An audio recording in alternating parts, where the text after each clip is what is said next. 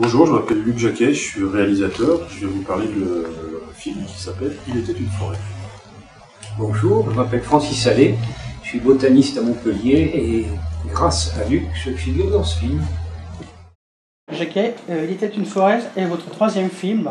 Pouvez-vous nous en dire plus au sujet de votre carrière? Comment avez-vous décidé de passer derrière la caméra? Je n'ai pas décidé de passer derrière la caméra, ça m'est arrivé par hasard. En fait, j'avais une maîtrise de biologie quand j'ai eu l'opportunité pour... On faisait à l'époque le service militaire. Moi, j'ai postulé comme scientifique et on m'a proposé de partir en terrain d'élite comme ornithologue. Et au moment où je partais, comme j'allais passer plus d'1 an sur la base de Moulurville, il y a un réalisateur suisse qui m'a téléphoné pour me demander si je voulais faire des images pour un de ses films. Il s'appelle Congrès des pingouins à l'époque. Je n'avais jamais fait d'images de ma vie et moi je lui ai dit si vous prenez le risque, moi j'y vais, ça m'intéresse quoi. Et j'ai adoré ça. Et quand je suis rentré, il m'a dit tu devrais continuer, t'as un œil. Ça me paraissait tellement improbable de faire du cinéma. Et c'était un moment où la télévision faisait énormément de documentaires animaliers, dans les années 90. Et du coup, j'ai trouvé l'idée finalement pas si bête que ça. J'avais en plus une seule idée en tête, c'était retourner en Antarctique. Et du coup, faire des documentaires était un moyen pour moi de retourner en Antarctique, et ça a commencé comme ça. Aussi simplement que ça. Alors, Luc Jacquet, pourquoi un film avec comme héros des arbres? Ah bah ça c'est la faute à Francis. Donc je laisse répondre. Moi, je travaille sur les arbres depuis le début de ma carrière scientifique. Ça me mène donc dans les forêts équatoriales, là où il y en a le plus. Je vois ces forêts disparaître sous mes yeux. Dans la durée d'une vie d'homme, elles ont pratiquement toutes disparu. Secondarisées, je veux dire, il y a encore des forêts tropicales, mais ce qui manque, c'est les forêts primaires. Et bien donc, je trouve que j'ai beaucoup de chance de tomber sur Luc, qui me dit oh, « Ok, on va faire un film là-dessus ». Je crois que ça vaut la peine, ça n'avait jamais été filmé. Et bien sûr, si ça avait été facile, ça aurait été fait depuis longtemps. Je trouve que c'est bien, parce que Luc, quand il tombe sur quelque chose d'infaisable, ça le stimule considérablement, et il développe des qualités d'imagination et de création que j'admire. Ça vous explique bien ce qu'il faut faire dans l'avenir, le mettre devant des impossibilités. C'était aussi un moment où dans ma carrière, moi j'avais vraiment eu le sentiment d'avoir une chance inouïe entre Le Renard et l'Enfant et La Marche de l'Emploi. Des succès qui m'avaient... Enfin voilà, je dis mais voilà, je peux aussi me mettre au service aujourd'hui de causes que j'estime fondamentales, qui est d'arriver à expliquer le monde dans lequel on vit et surtout à faire comprendre, faire ressentir aux spectateurs des enjeux qui sont primordiaux aujourd'hui dans les décisions qu'on va prendre sur la survie de notre espèce sur cette planète. Et donc c'était vraiment une synergie entre moi qui avais envie de m'engager davantage et le désir de Francis de témoigner sur ces groupes forêts primaires. Et effectivement, ça a commencé comme ça. Comment est-ce que vous avez justement appréhendé le fait d'avoir juste comme acteur la nature? Ça c'est vraiment ce que moi j'ai ressenti quand j'ai été la première fois en Guyane avec Francis, c'est-à-dire sur ce premier voyage qu'on a fait pour connaître, et puis moi j'avais jamais été en forêt tropicale. Et moi, ce qui m'a plu dans cette histoire-là, c'est de revisiter le monde dans le point de vue des arbres. Alors dit comme ça peut faire hurler de rire, sauf que quand vous commencez à gratter un peu, et Francis m'a abondamment documenté là-dessus, vous apercevez que les arbres tirent littéralement la ficelle de toute la vie de la forêt. C'est eux qui manipulent les animaux, ce qui est assez inattendu comme idée, mais quand vous commencez à réfléchir sur le génie déployé au moment de la fructification, au moment de la pollinisation, de la floraison, vous voyez que les arbres sont capables de lutter entre eux ou de coopérer, que c'est des mondes qui sont emboîtés les uns dans les autres. Mais là, il y a un monde qui est absolument prodigieux. Et je me dois, si je veux être fidèle à ce récit, de rentrer dans le point de vue. Et je pense que c'est ce qui était inattendu. Faire le énième film sur le scientifique qui se promène en forêt, ça allait être probablement passionnant, mais à mon sens déjà vu. Alors que vraiment, ce décalage, passer dans le point de vue des arbres, et rentrer à la fois dans un temps et dans une stratégie complètement inconnue, là, pour moi, il y avait à la fois le défi et le plaisir de ce film. Et pourquoi avoir choisi d'utiliser autant d'infographies dans le film? Parce que j'avais pas le temps de tourner pendant plusieurs siècles. Et malheureusement, la vie humaine est beaucoup trop courte pour pouvoir pousser les arbres. Et moi, j'avais besoin d'embarquer les spectateurs dans un monde qui n'est pas le nôtre et qui est pourtant sous nos yeux, qui est le monde des arbres. On sait tous que quand on voit un bourgeon sous nos yeux, on sait qu'il va se développer, on sait que le lendemain on va passer, c'est devenu une fleur, sauf qu'on aura manqué, à mon sens, l'essentiel, c'est la beauté de ce mouvement. Et comme on a parlé effectivement des bourgeons, mais moi j'avais envie de voir les arbres pousser, puisque pour moi il y a un prodige, hein, c'est quelque chose qui nous échappe. Mais en me disant, mais si on rentre dans un temps différent, et c'est un jeu intellectuel vraiment stimulant, c'est Francis qui m'a amené là, il m'a dit, imagine qu'une heure soit une année, imagine qu'une heure soit 10 ans, imagine qu'une heure soit un siècle. Et chaque fois que je faisais passer un cran, je voyais effectivement un visage de la forêt qui était complètement. Et là j'avais deux stratégies, c'était soit je passais sur une infographie très proche de la réalité, et là j'avais lutté entre le monde réel, qui est extraordinairement beau, et une infographie qui allait toujours être à la traîne, ou est-ce que je reprenais à mon compte cette qualité de botaniste, qui est de dessiner justement, qui est de raconter, d'interpréter le trait, pour le prolonger, pour nous amener justement dans ce mouvement végétal, et c'est le choix que j'ai fait au final. Alors Francis Salé, en 2003, vous aviez alerté sur la disparition des forêts primaires. Où en est-on aujourd'hui ? 2003. Oui, je me souviens, en première page du Monde, avec un collègue de Toulouse et Hulot. Eh bien, c'est triste à dire, mais l'exploitation forestière n'a fait que s'accentuer. Tout se passe comme si, en face des derniers morceaux de forêt primaire, les coupeurs de bois se disaient « allons-y le plus vite possible ». D'abord parce que ça touche à sa fin. Ensuite, j'ajouterais parce qu'il semble qu'il y a une prise de conscience écologique dans la population et qu'il subodore que ça ne va pas pouvoir durer indéfiniment. Bref, la courbe ne s'est pas calmée depuis cet écrit-là. Ça, c'est plutôt aggravé. Puis alors, il faut rajouter aussi le développement de la Chine et l'avènement des agrocarburants. Tout ça, c'est au détriment des dernières forêts. Mentionner aussi la quête de l'ivoire, mentionner aussi la quête de l'or qui a pris des proportions absolument effarantes et qui contribue encore à cette espèce de cercle vicieux dans lequel on est sur les questions des forêts.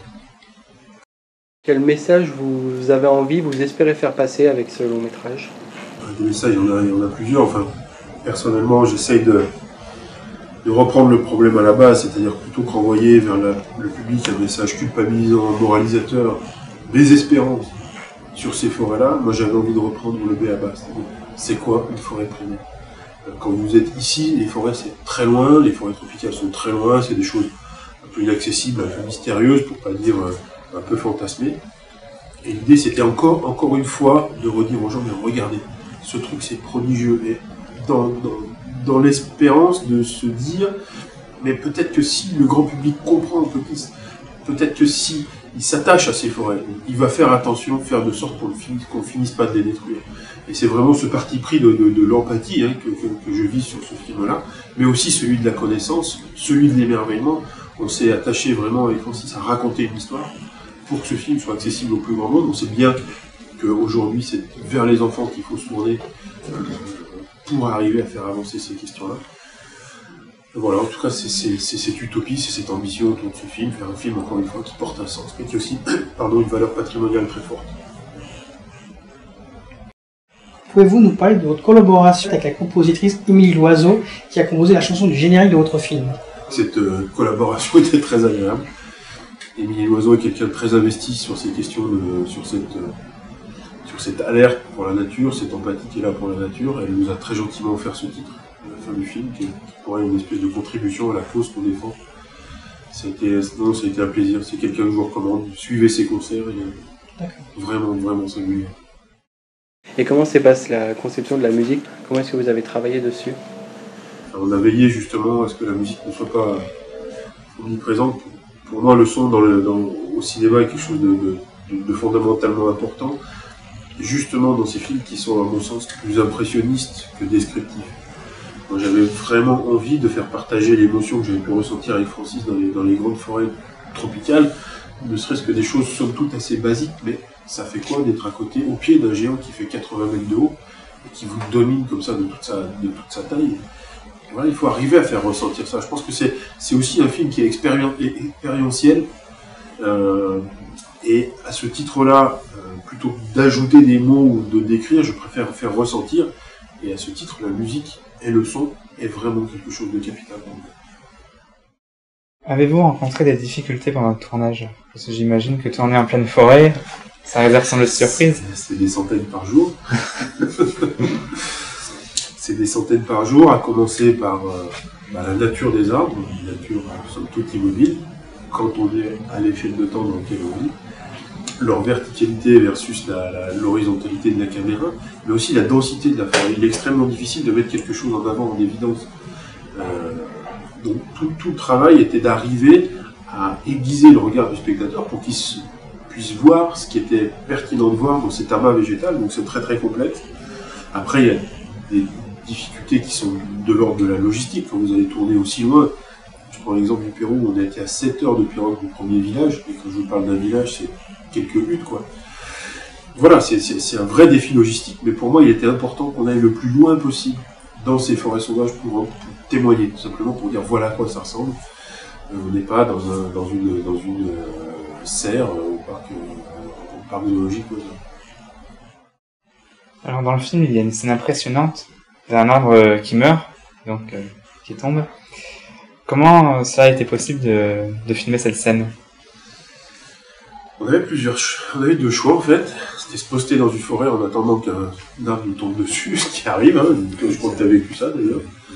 Soit on est allé dans un chantier forestier, puisque plus sérieusement, il nous fallait absolument pouvoir travailler la mise en scène de ce film, enfin non pas la mise en scène, mais en tout cas la disposition des caméras. Donc on est allé filmer un arbre qui était malheureusement condamné. On a mis 5 caméras autour, qui ont tourné simultanément. Je suis très fier du travail qu'a fait l'équipe sur ce plan d'ailleurs, parce que je vous assure que ça se passe de manière très très rapide, c'est très efficace. En plus, il y avait une émotion, parce que ça faisait 4 mois qu'on travaillait sur les arbres, et je vous assure que d'être là au moment où vous savez que l'arbre va mourir, je pense qu'on était aussi ému que si c'était, je ne sais pas dire un être humain, mais en tout cas un animal, quoi. Donc c'était une séquence qui était extrêmement chargée, extrêmement même compliquée pour nous, parce qu'on n'avait pas envie de ça. Il n'empêche que les arbres tombent, meurent de leur belle mort, en tout cas dans les forêts primaires. C'est quelque chose qui est vital pour la régénération de la forêt, mais tu peux peut-être nous en dire davantage. Oui, on avait besoin de cette chute d'arbres parce que c'est l'indice que la forêt est arrivée à son état le plus avancé. Les arbres commencent à mourir. C'est naturel donc, et il y en a un par an et par hectare à peu près qui tombe dans une forêt primaire. Ça remet tout en question. La lumière arrive au sol, tout repousse sous un jour différent. On avait besoin de cette scène-là. En effet, puisque l'arbre, de toute façon, il allait tomber, autant que ça soit pour nous. Comment s'est passé le tournage? Mais est-ce que vous aviez scripté, entre guillemets, le film, ou est-ce que vous avez posé vos caméras et du coup essayé d'avoir le plus d'images possible et voir après comment vous alliez les utiliser pour raconter votre histoire? Vous avez raison de vous souvenir, le film était entièrement storyboardé, puisqu'on a passé presque une année et demie avec Francis à travailler, à écouter des collègues scientifiques, pour savoir ce qu'il était pertinent. C'est un sujet qui est tellement vaste que vous pouvez très vite vous y perdre au sens propre, au sens figuré du terme. Donc le film était parfaitement storyboardé. On savait vraiment ce qu'on allait chercher. Il nous manquait juste, je dirais, le dernier degré de précision, c'est-à-dire que Francis avait pris soin de m'expliquer ça. Il me dit, si tu cherches quelque chose en forêt, tu peux être sûr que tu ne le trouveras pas. En revanche, tu vas trouver quelque chose d'aussi bien juste à côté que tu n'avais pas prévu. Donc on avait mis des posts, on avait par exemple mis, voilà, on va parler de la pollinisation. Mais on ne dit pas, je vais aller chercher telle espèce sur telle fleur. On s'est dit, on va mettre une caméra, qui est une caméra animalière, qui va aller chercher l'opportunité. Et c'est comme ça, par exemple, qu'on a cette scène de pollinisation incroyable à mon goût, du petit singe, qui va aller laper le nectar dans cette fleur de liane combretum, qui est absolument prodigieuse. Et tout le film a été finalement agencé de cette manière-là, c'est-à-dire des scènes qui étaient extrêmement écrites, et d'autres dont on connaissait le cadre, c'est-à-dire qu'on avait un objectif précis, mais on n'en avait pas la matérialisation, je dirais, sous forme d'espèces ou sous forme d'objectifs très précis. En plus, voilà, la forêt est tellement vaste que des opportunités comme ça, vous en avez tout le temps.